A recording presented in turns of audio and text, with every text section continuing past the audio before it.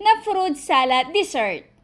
Naku, napakadali lang nito dahil yung pinakabuo juice na gagamitin natin, na gagawin natin ng pang gelatin. So, lagyan lang natin ito ng kaunting asukal, pakuluan ito, then set this aside.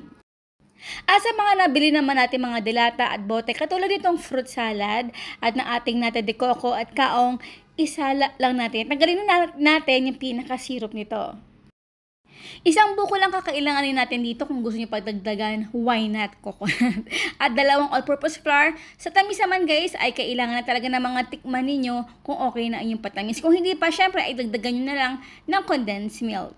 Then, ilagay na natin dito yung ating mga delata at bote na nabili natin kanina at hiwain ng maliliit yung buko jelly na ginawa natin.